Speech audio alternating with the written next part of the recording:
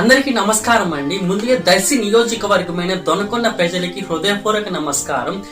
Donakonda youth association నుంచి మాట్లాడుతున్నాం. విషయం ఏంటంటే, ఆంధ్రప్రదేశ్ లో కొత్తగా 3 జిల్లాలను విభజించడం జరిగింది. అందులో మార్కాపురం కూడా ఒకటి. ఇక్కడ విషయం ఏంటంటే, దొనకొండని కుచ్చేటిని యథావిధిగా ప్రకాశం డిస్టిక్ లో ఉంచేటట్టు ప్రభుత్వం ప్లాన్ చేస్తుంది. దీనివల్ల మనకి చాలా కోల్పోతామండి. ఎందుకంటే దొనకొండ ప్రజలు ఇప్పటికే చాలా కష్టాలు అనుభవిస్తున్నారు. ఎటువంటి డెవలప్మెంట్ లేకుండా అసలుకి బేసిక్ ఫస్ట్ కలెక్టర్ ఆఫీస్ చూసుకుంటే దొనకొండ మండల ఆఫీస్ బోర్డర్ నుంచి ఒంగోలు ఎక్కడ వరకు ఒంగోలు ఎంత కిలోమీటర్లు ఉందంటే 90 నుంచి 140 కిలోమీటర్లు వస్తుంది. అదే మార్కాపురం జిల్లాలో దొనకొండని కానీ కలిపినట్టు అయితే కేవలం మండల ఆఫీస్ బోర్డర్ నుంచి 20-26 కిలోమీటర్ల లోపే మార్కాపురం అయితే వస్తుంది.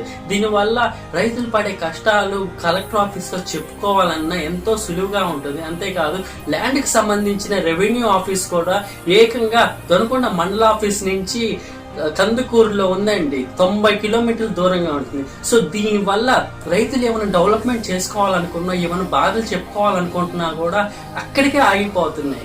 ఇదే మంచి అవకాశం. దొనకొండ ప్రజలందరికీ విజ్ఞప్తి చేసేది ఏంటంటే, ప్రభుత్వాన్ని రిక్వెస్ట్ చేసుకుందాం. ఇప్పుడే ఎన్నో వందల ఏళ్ల నుంచి దొనకొండ వెనకబడిపోయింది. దొనకొండ అభివృద్ధికి ఎంతో స్వేచ్ఛ ఉంది.